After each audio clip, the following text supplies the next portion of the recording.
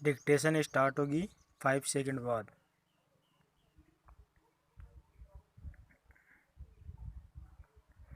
Start. महोदय, आज समस्याओं की कमी नहीं है। महंगाई है और सब तरफ से यह मांग भी है कि वेतन बढ़े। विराम। आपको मालूम है कि यह एक ऐसी समस्या है जो केवल हमारे देश की ही नहीं, लगभग सारी दुनिया की है। विराम। होता यह है कि उत्पादन होने पर मांग बढ़ती है और इससे महंगाई बढ़ती और चीज़ें भी बढ़ती है और घूम फिर कर फिर महंगाई बढ़ती है। विराम। इस चक्कर को, इस दौर को हमें किसी न किसी तरह से रोकना है और हमारी पूरी कोशिश है कि कोई न कोई ऐसा रास्ता हो जिससे वह चीज़ पकड़ में आए। विराम। लेकिन यह तब हो सकता है जब हम में से हरेक मिलकर इसके लिए तैयार हो, हरेक व्यक्ति तैयार हो, सबके लिए त्याग करने को। विराम। जैसी जिनकी हैसियत हो उसके अनुसार वह कुछ न कुछ करने को, कुछ न कुछ कम उपयोग करने को, कम खरीदने को तैयार हो, तभी यह चीज़ पकड़ में आ सकती है। विराम। मुझे मालूम है कि यह सरल नहीं है। विराम।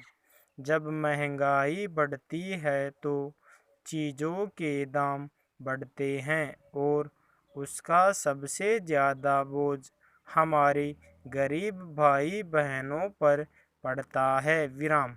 मेरी उनके साथ पूरी सहानुभूति है। विराम। बड़ी गंभीरता से इस प्रश्न पर हमें विचार करना है कि हम इसमें से कैसे निकले। विराम। पैरा। मुझे मालूम है कि सब यही चाहते हैं कि उनका वेतन बढ़े, बल्कि यह उनकी चिंता है कि उस वेतन से खरीद क्या सकते हैं। विराम। अपनी आवश्यकताएं पूरी कर सकते हैं कि नहीं। विराम। तो यह रास्ता ढूंढना है कि वे आवश्यकताएं उनको मिले। विराम। आज भारत के पास साधनों की कमी नहीं है। विराम। यह सोचना है कि उन साधनों को कैसे और बढ़ा सकते हैं। विराम। अगर कठिनाइयाँ सहकर हम उन साधनों को बढ़ा सकते हैं तो शीघ्र ही कठिनाइयाँ सबकी दूर हो सकती है। विराम। पैरा। हमारा संविधान ऐसा है कि भारत में अलग अलग दलों की सरकार बन सकती है। विराम। आज है भी।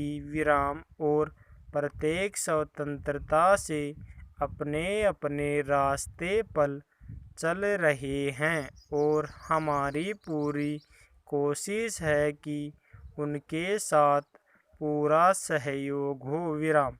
कभी कभी शायद गुस्से से, शायद लाचारी से जो कठिनाइयों में होते हैं वह यह बात कहते हैं कि हम सबके साथ बराबर का व्यवहार नहीं करते। विराम।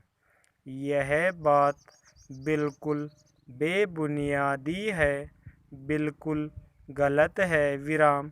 भारत एक देश है, हम सब नागरिकों को बराबर मानते हैं, सब प्रदेशों को बराबर मानते हैं। पूर्ण विराम।